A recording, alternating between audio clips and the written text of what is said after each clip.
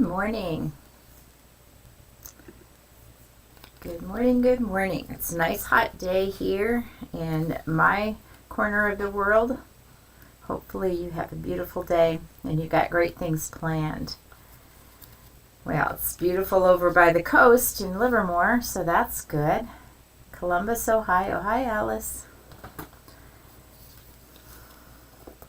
Yeah, pop in the box and at least say hello. We've got some interesting, fun things to talk about and learn about today. We're going to be, I'm going to show you some of the quilts that have been sent to me, and hopefully you've gone into the forum. Hi, Linda and Denise. Welcome, welcome. Janet, hi. Perfect for sewing on a rainy day. I agree. It would be nice if we had some rain. If we had a little bit. And Linda from Washington. Very good.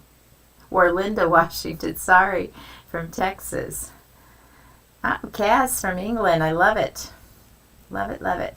Cedar Rapids. And there's Annette. There's Lynn. I always look for your little picture in there, Lynn.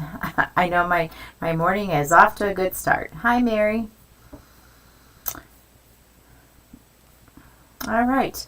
Let's start by sharing with you some of the pictures that we have of both blocks and quilts. I've mostly put up the quilt blocks, or the tops that are done today, but we have some blocks that people have sent in.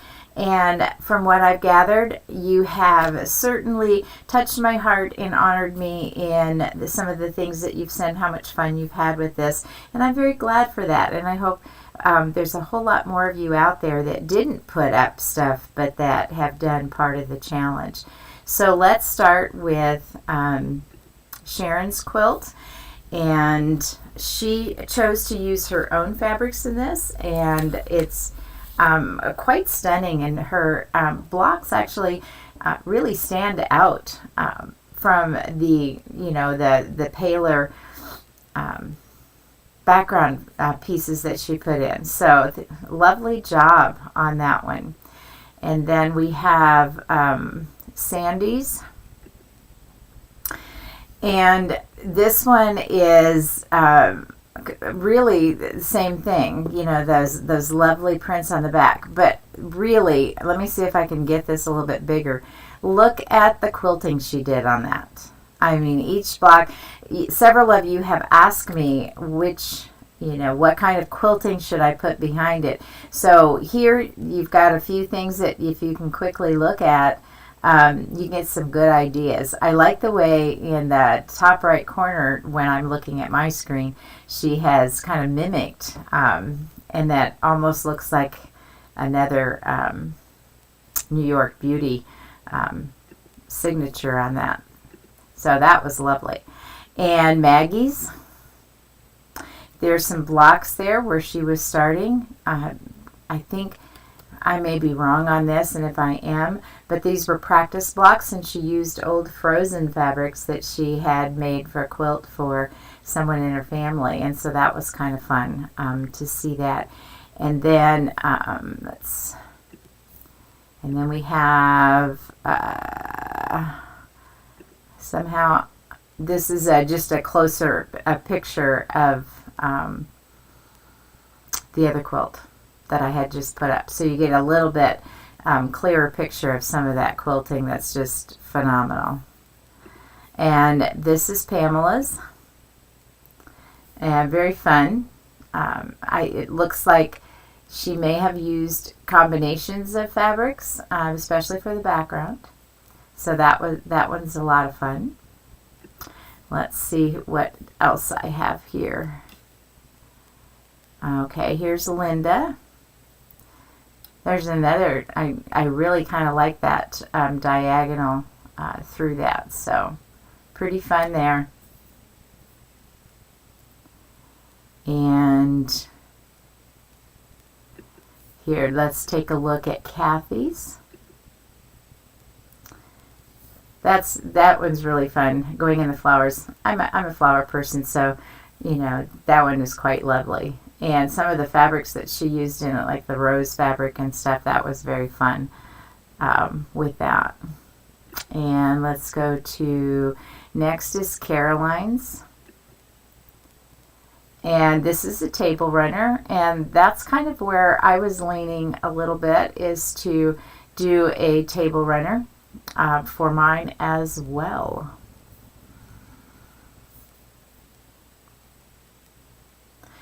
And I think that might be all that I have for today.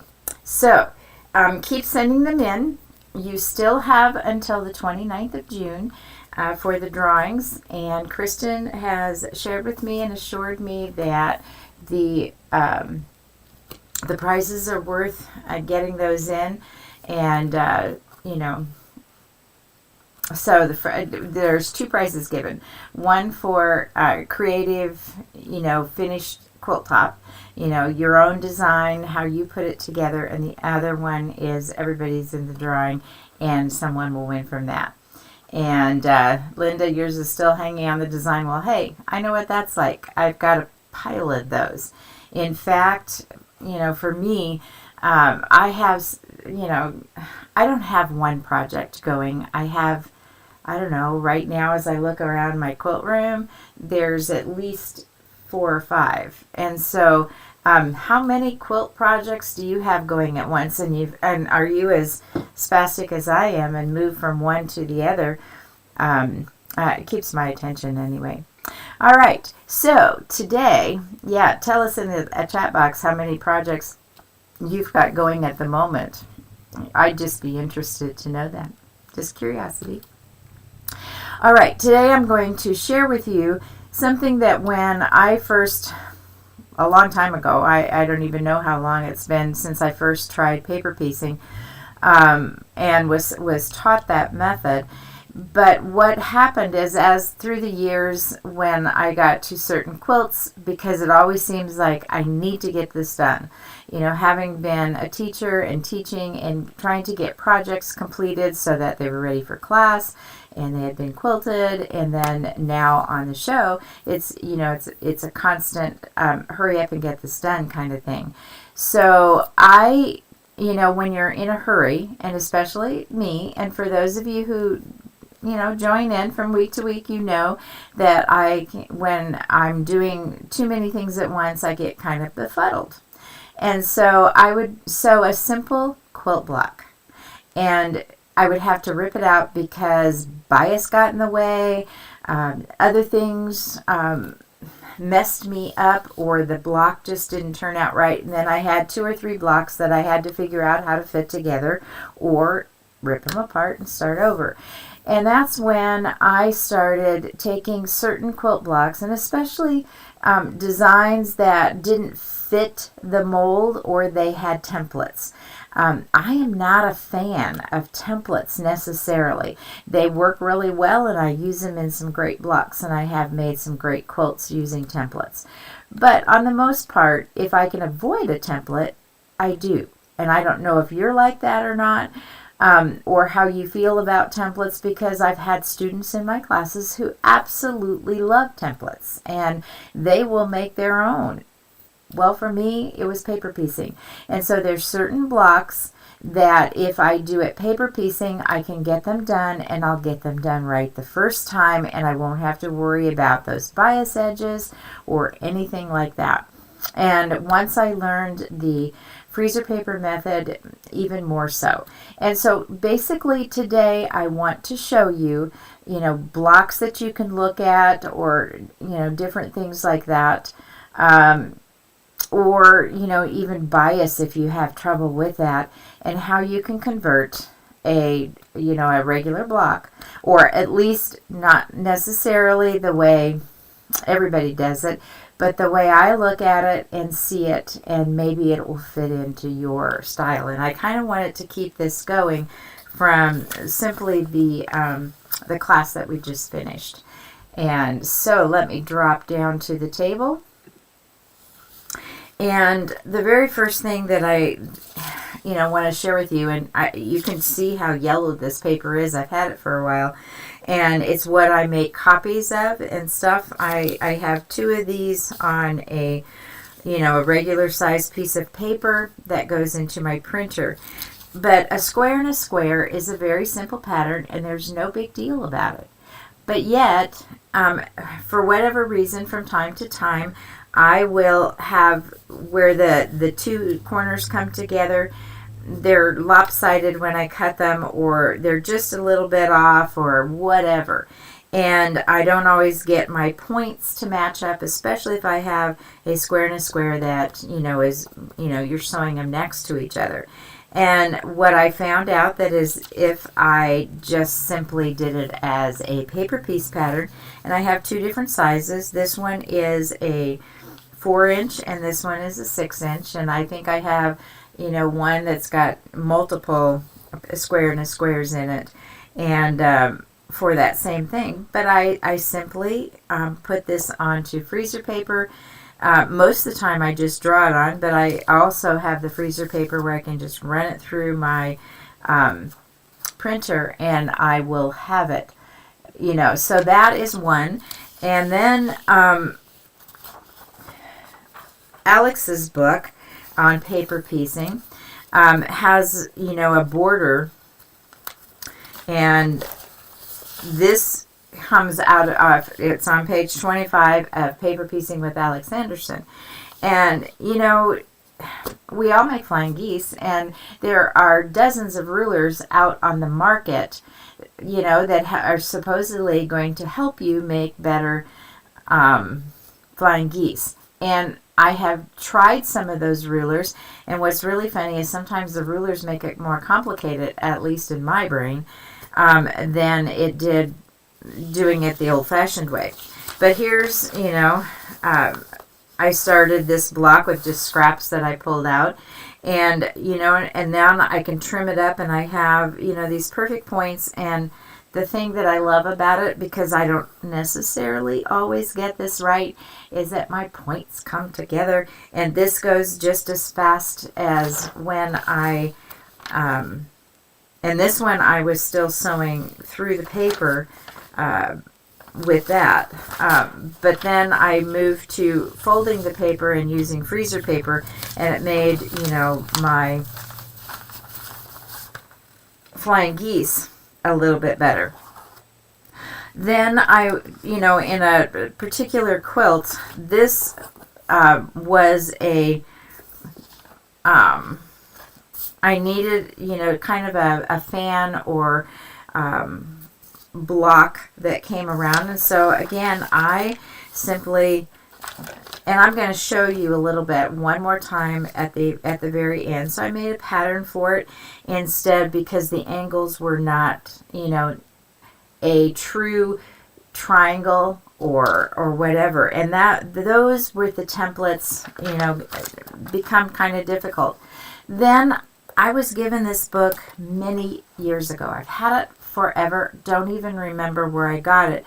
But I've made blocks from it, taking old-fashioned blocks. And I say old-fashioned, but they're really not, because we're still using them. So they're certainly not. They're timeless, is what I should have said. And I have converted many of these. And in fact, I'm going to show you a few that I have converted into. It's a lovely book if any of you ever have it. This was one, has a lot of pieces and parts to it. And so I was, sewing them together and, cutting and making these templates and stuff out of this. And it was, as I was looking at it, I'm going, oh,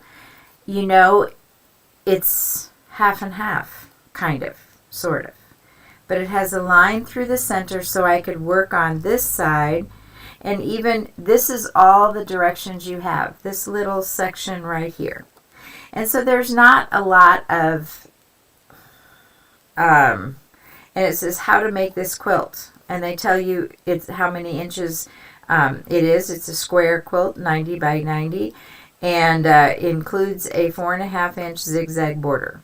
That doesn't really tell me how to make the quilt. So, you know, again, templates were a little bit involved, measuring, because this is the finished size of the block. So how would I go about paper piecing this? When I look here, I see, you know, 2 flying geese, half square triangle. I see 2 flying geese. Here is basically, it's a half square triangle in here again, and I could have these 2 be, you know, the flying geese, so however I want to do this. But if I was taking this in half, I would make this strip down to here, with, you know, just this half square triangle, and, you know, the 2, you know, the 1.5 or whatever, because this is a, you know, portion of a flying geese block. And then I would sew it to the side of this, okay, from here, and I would sew it there. I'd make this strip to here and sew it across this. Now I'm working with this half of it. This becomes a section.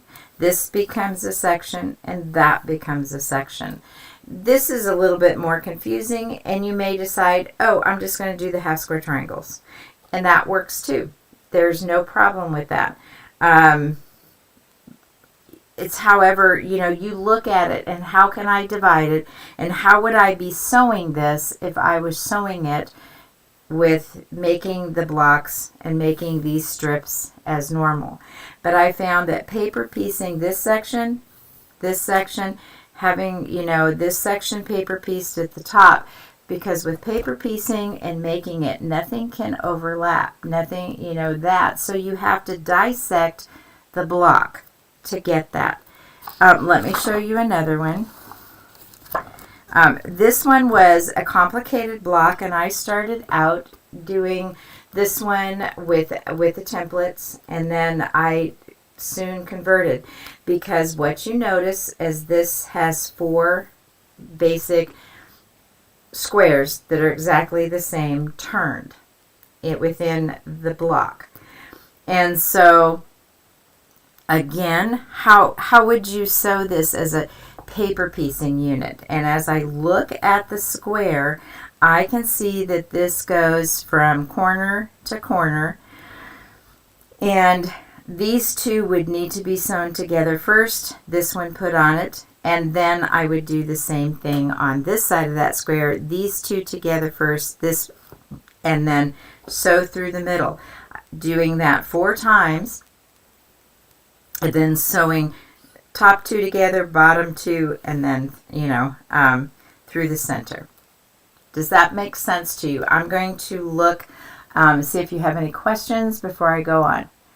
And there's a link to Alex's paper piecing book. It's an excellent one. The only thing for me in her book is that she, you know, gives you the extra fabric, but I always add a little bit to it, because I would run into it's not quite enough, because, you know, I get carried away with that. Love to try paper piecing. 50-year-old and quilting was in TV brought Alex to me and Barbara. Quilting was fun. Yeah, for sure on that. And there's a link to the freezer paper. Making templates for this paper piece. New York transparent vellum helps with this tricky Tim Holtz fabric. Yes, absolutely. You know, with the templates, I like using the vellum too, or the thin, you know, plastic that you find for, you know, office supplies. Yeah, Lynn, that's kind of, it just makes it easier for me with that square and square. 4 projects in progress. That's pretty good, Denise.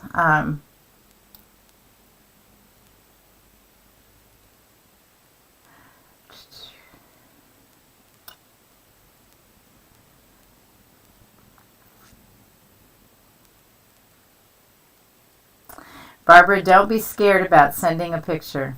we love to see it, and it really it inspires the rest of us. Okay. I don't see any other questions right at the moment, but if you have them, please look again. So I don't know if this is the best way to tell you how to do this, but it's the way that I've, done it. This is another block that gets me in trouble just a little bit. The feathered star. And I've got the templates here, and this is the block. And when I look at, at least this is the top row. It's basically half the block. But I take those templates and I can do, a freezer paper. And I actually did set this out here so I could kind of show you. When I look at this block, I'm just going to look at this section right here because that's all it is. I can divide that. And now I can see that I need to paper piece this strip of the feathered stars, put the the diamond on it, and then sew it to that the triangle of C there. And then I'm going to repeat that more or less on the other side of the block, colors going opposite, and then I find that I can make a beautiful feathered star if I do that as a paper pieced block as opposed to. So it's stuff like this, even though those are half square triangles, for whatever reason, because they are paper, they're half square triangles on that diagonal sewn to two other triangles. They can come out wonky real easy for me, and so I tackle them by using paper piecing. And then this is really what we were doing with the New York Beauty. This is a block that's been around for a long time, and I don't know if you can see the finished block over here, but this is one way you can put it together, or you can take it that way. So it depends on which way you turn it. But you can see how paper piecing would really be helpful here instead of using all those, the templates and then sewing them together individually. And then here is another block that, again, there's nothing complicated about flying geese. We do it all the time. And there's, 4 center blocks, flying geese, but it's put on, on an angle. And so you've got this center piece here, but now I've got my corner that I have to deal with. And you could either sew that just as, the unit would indicate by cutting your fabric in half and having your triangles and sewing them on either side. But it's just as easy and just as quick, and you end up getting, a beautiful measured design paper piece. Put those on the 4 corner and you have a square and a square that has a lot of moving parts to it. So, questions in regards to how to go about taking quilts that have templates, difficult designs for you, and creating them into paper piece. And so this becomes a fan because this unit right here, this blade, is dark, and then these were background pieces in that. And again, to get started for those who may be coming on to the show for the first time today, looking at that, here I can see by folding the lines first. So wherever my lines went across, I folded the paper. So when I turn it over and that first piece is turned, face up, it's the only piece that's face up, you iron it down. Then, I'm going to press that. Because I'm not necessarily going to, and I can go ahead more or less and press that back, but I've got these side pieces to put on. And so I'm sewing my first piece face up with my line. I'm not going to start in that corner, which is, and I forgot to say that at the beginning, so if I'm confusing you, my apologies. Because with this block, you're going to sew these 3 pieces together first, because that's number 1. But I've taught, similar patterns in classes, and everyone wants to put this one here, so that's 1 unit piece, but it's really not the way it's put together. It's put with this being the centerpiece and the 2 outside pieces first. So because of that line that I can see there, I can put that, to the corner, and I can make sure that it's going to fit over that, and it's fitting over the top at 1/4 of an inch. So then I can take my side pieces, I can iron this in, I can fold this back and trim it off. And when I do, as you can see, I have plenty of fabric all the way down to my fold. Okay? So I'd iron that on. The next piece goes here. I am making sure that that's 1/4 inch beyond that fold line. I did not, and I haven't on this particular pattern, folded the edges, but that could be helpful too, to make sure that your fabric is long enough on that side. Press this back, trim it, sew it, and then do the other side.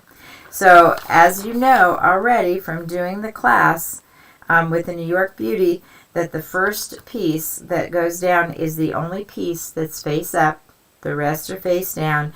So you place, you measure, you trim, you place the next piece of fabric, you turn your paper, you sew, press it open again, and keep moving that way throughout your pattern on that.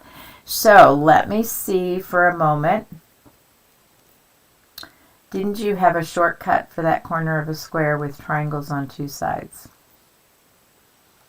Let me go back because I think I'm missing something there.